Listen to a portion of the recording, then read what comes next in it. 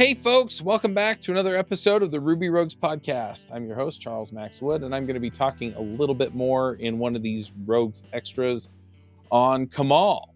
And, just to dive right in and start talking about it. So Kamal is the deployment library that was written by DHH. It kind of came out of the Rails ecosystem, and I've been using it lately to deploy my apps. I think the big one that I've been doing is top end devs. I deploy that like all the time with Kamal, and it's really interesting because when DHH originally talked about it, he was talking about, and I think I did an interview with him on at Rails World.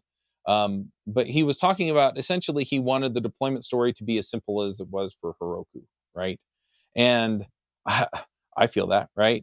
The reason I don't use Heroku for a lot of this stuff is that I don't want to pay all the extra money to run my apps, right? I just want to be able to set up a cheapo server, run my stuff on it, maybe load balance it if I need to, and be off to the races.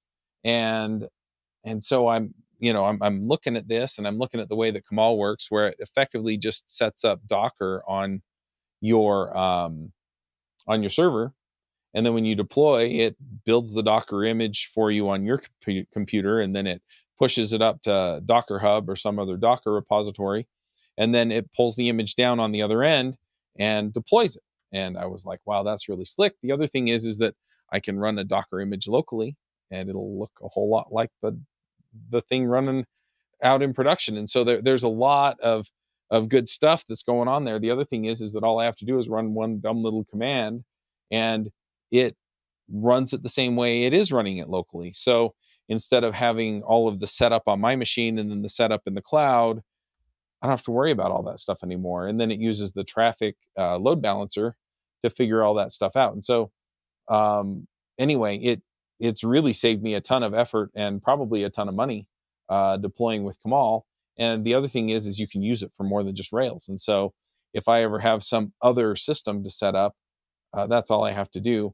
And so I guess the other aspect of this is I moved off of Capistrano, and Capistrano would SSH into your machine and basically run a script, right? It would run a series of commands depending on what you told it to do in order to deploy, but it was actually managing the actual installation on the machine. And so if you goofed anything up or you didn't have the right dependencies or anything like that, it would fail. Whereas now, if I can run it on my local machine in Docker, it just pushes it up. It's really, really, really slick. One other thing that I figured out with it is the accessories, right? So the accessories in Kamal are things like your database. So Postgres, Redis, I'm using Sidekick. Things like that are really simple as well. And you basically just tell it to spin those up. And so I have another server that's running Redis and PostgreSQL. And I just said, hey, run these accessories, and off it went, right? And then later I added Meili search. I don't know if I'm saying that right. MEILI search. Anyway, I'm running that so you can search podcast episodes on Top End Devs. And I just added the accessory. Now, it took a little bit of doing. The documentation isn't awesome in this area, but yeah, I figured out, okay, I just add the accessory to my deploy file, and then I just told it, okay, start this accessory, and that was it. Then I was done, and made the connections all hook up. And anyway, super good stuff. I'm really, really digging it.